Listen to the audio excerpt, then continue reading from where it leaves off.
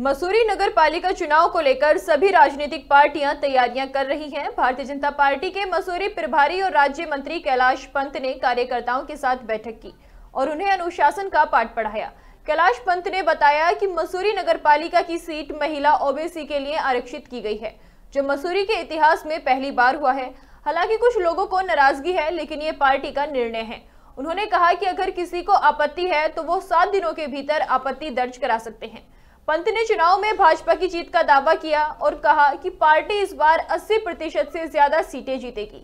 वहीं मसूरी भाजपा नेता नमिता कुमाई ने कहा कि कुछ भाजपा नेताओं की साजिश के तहत पैराशूट ओबीसी महिलाओं को टिकट देने की तैयारी की गई है और यदि मसूरी की मूल निवासी कार्यकर्ताओं को टिकट नहीं मिला तो वो पार्टी से इस्तीफा दे सकती हैं। आज भारतीय जनता पार्टी बहुत बड़ी पार्टी बन गई है और जब एक चुनाव समाप्त होता है तो हम दूसरे चुनाव की तैयारी में लग जाते हैं और नगर पालिका में पूरी तैयारी के साथ हैं।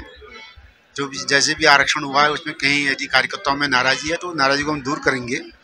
अंत में सब लोग मान जाएंगे क्योंकि ये पार्टी अनुशासित पार्टी है। यहाँ पर जो है वन मैन शो नहीं है। यहाँ सभी लोगों के प्रयास से पार्टी जो है चुनाव लड़ती है।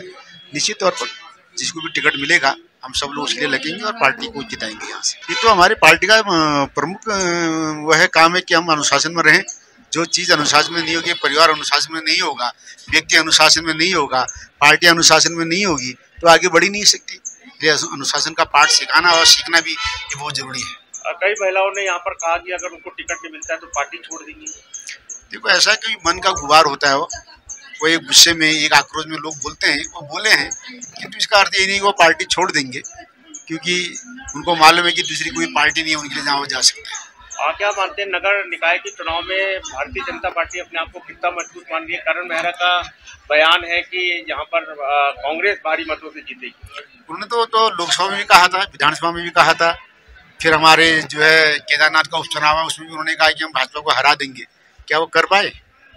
वो कहते हैं और हम जो है 80% से ऊपर नगर पालिका, नगर पंचायत, नगर निगम जीतेंगे।